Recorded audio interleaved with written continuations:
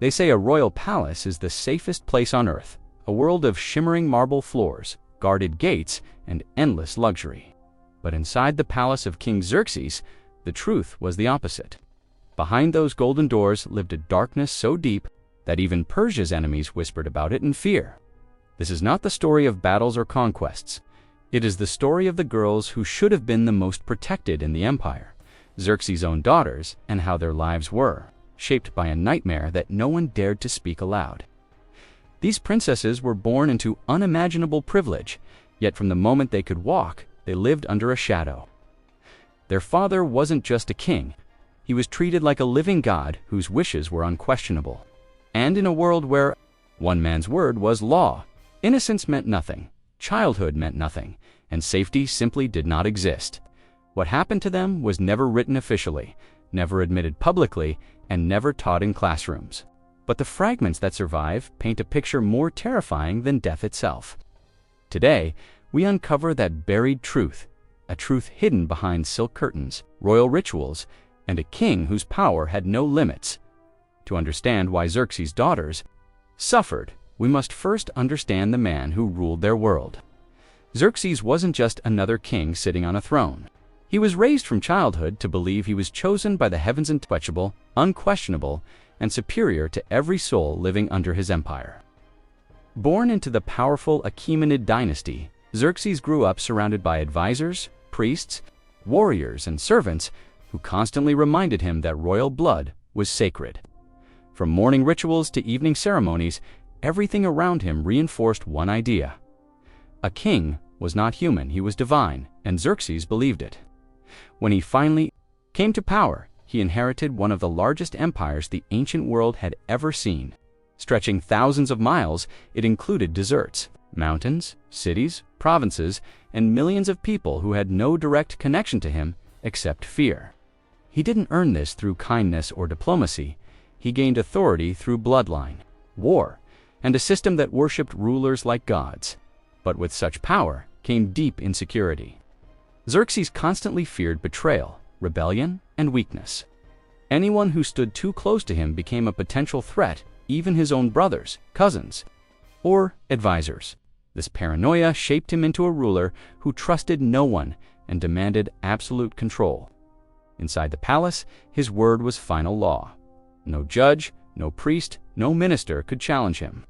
If he desired something, the entire court arranged itself. To fulfill that desire without hesitation, people were rewarded for obedience and destroyed for simple doubts. Over time, the whole royal household learned to live on edge, always watching the king's emotions, trying not to trigger his anger.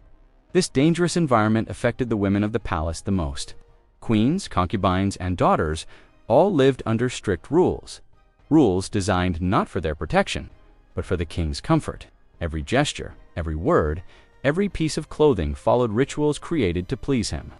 And because Xerxes believed that royal blood was pure and divine, he developed an obsession with controlling the women who carried that blood. His daughters weren't seen as children with hopes and dreams. They were symbols of power, vessels of lineage, tools for alliances, and sometimes even worse. Understanding Xerxes' mindset is essential because it reveals why his daughters had no escape. When a man believes he is a god, even the most innocent lives become objects he can shape, command, and destroy. Deep inside Xerxes' palace, far from the noise of soldiers, messengers, and political discussions, existed a hidden world known as the women's quarters.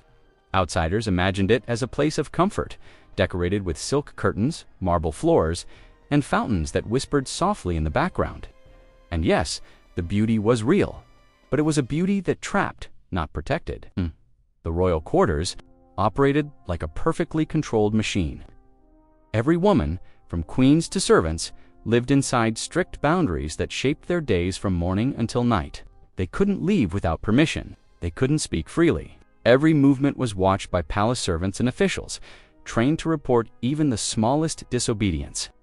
For the daughters of Xerxes, this world felt both familiar and frightening. They grew up surrounded by luxury, gold trays holding fruit, tutors teaching languages, and nurses telling stories of ancient heroes. But beneath all of it was a constant reminder. The king's word followed them everywhere. The women's quarters were ruled by silence. Conversations were hushed, eyes lowered, and emotions hidden. Older women understood the dangers better than younger ones. They had seen what happened when someone drew unwanted attention from the king. They knew that a simple mistake, a careless word, or a moment of visible fear could change everything. The young princesses learned these lessons early. From the age of 7 or 8, they were taught how to walk gracefully, how to smile politely, and how to never show discomfort, even when their hearts were breaking. Their lives looked peaceful from the outside, but every day carried a quiet tension and unspoken fear of what might come next. The royal attendants, especially the women assigned to train the princesses, played a major role in shaping their minds. They coached them endlessly on obedience, modesty, and body control. A princess had to look perfect at all times, speak softly, and hide her thoughts. Even laughter was regulated. Too much joy was considered childish, and Xerxes preferred daughters who behaved like miniature queens, not carefree girls. Nights were the most unsettling. As the palace grew quiet, whispers floated through the halls. Sometimes a door would open unexpectedly, and a servant would summon a girl for reasons no one questioned. Every daughter knew that summons could come for them one day. It was a fear they shared silently, a fear they could never discuss openly. Inside the royal quarters, innocence faded early. Trust was dangerous, and childhood was a fleeting moment, cut short by rituals, expectations, and the overwhelming presence of a king who shaped every corner of their lives. This was their world, beautiful on the surface, but built on fear beneath every layer. To fully understand why no one protected Xerxes' daughters, we must look at the two forces that made him untouchable: religion and royal authority. These two pillars worked together like chains, binding the entire empire, including the royal family, to the king's desires. In Xerxes' world, kings weren't ordinary rulers.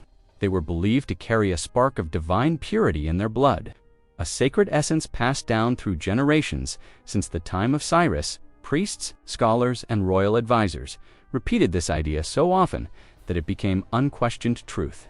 People didn't just obey Xerxes because he had power. They obeyed him because they thought resisting him meant resisting the will of the gods. This belief allowed Xerxes to twist religion into a weapon. Rituals were created that placed him at the center of moral and spiritual life. Every festival honored him. Every prayer included his name.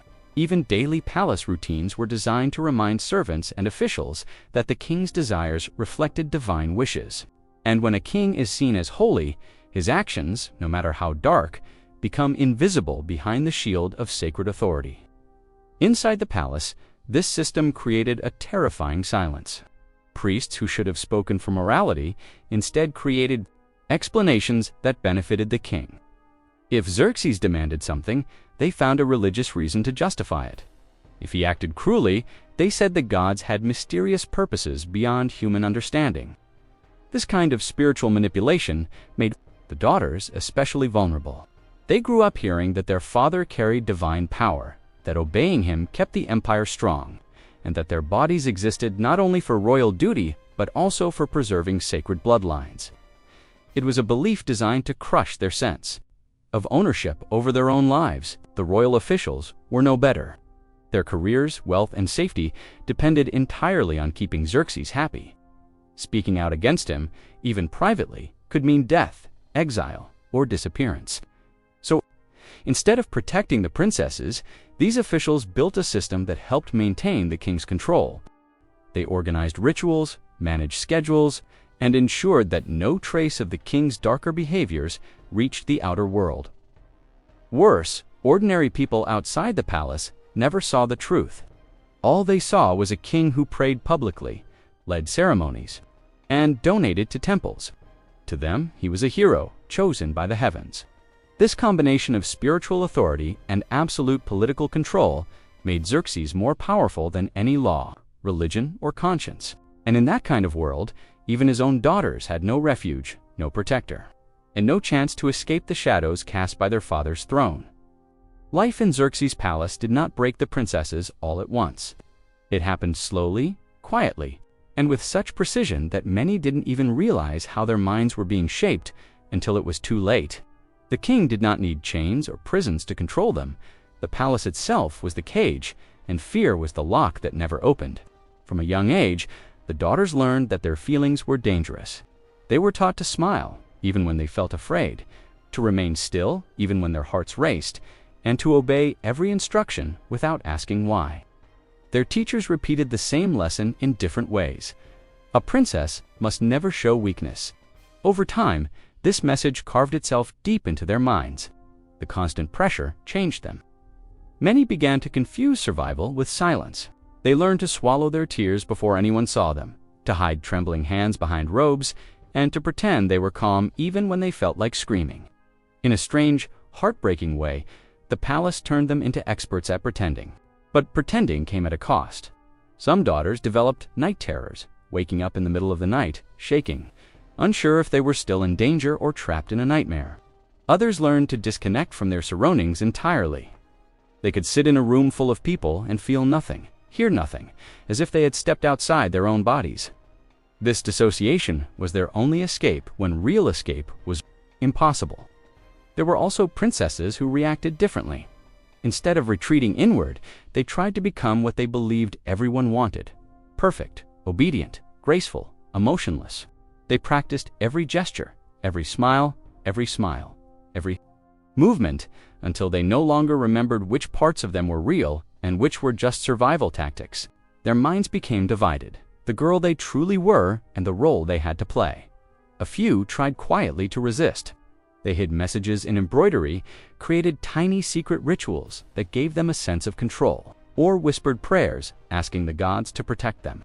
But these small acts were like trying to stop a storm with a single candle. Nothing could change the reality around them.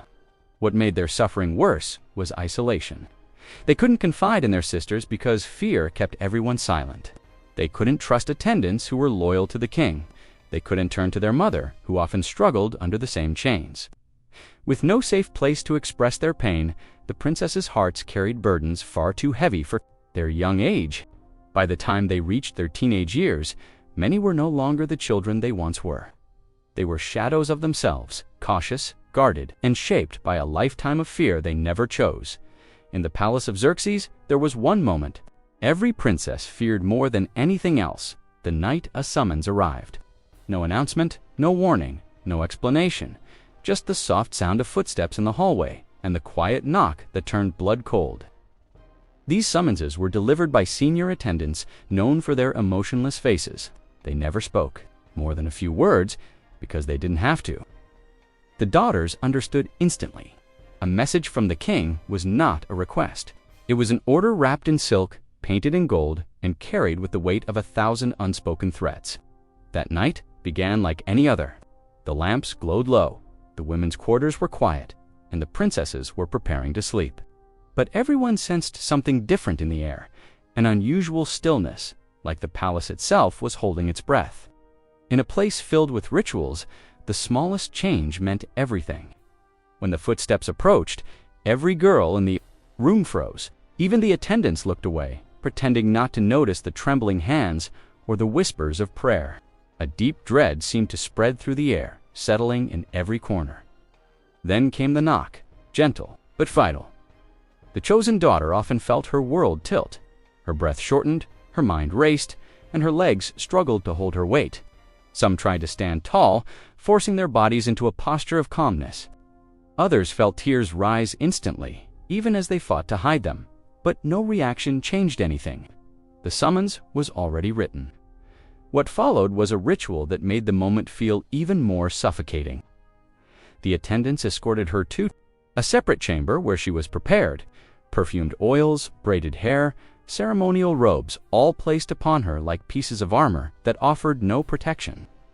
The process was slow, almost delicate, as if dressing her with beauty could disguise the horror beneath. Some whispered prayers under their breath. Some stared at their own reflection, without recognizing the girl looking back. Others simply shut down, letting the attendants move them like lifeless dolls. The walk from the women's quarters to the king's private rooms felt endless. The corridors echoed with darkness. The guards, trained to show no emotion, stepped aside as she passed. Each step carried the weight of uncertainty, fear of the unknown, fear of the known, fear of what she could never speak aloud. By the The time she reached the doors of the king's chambers, something inside her had already been taken, not physically, but emotionally. It was the moment innocence shattered, not with noise, but with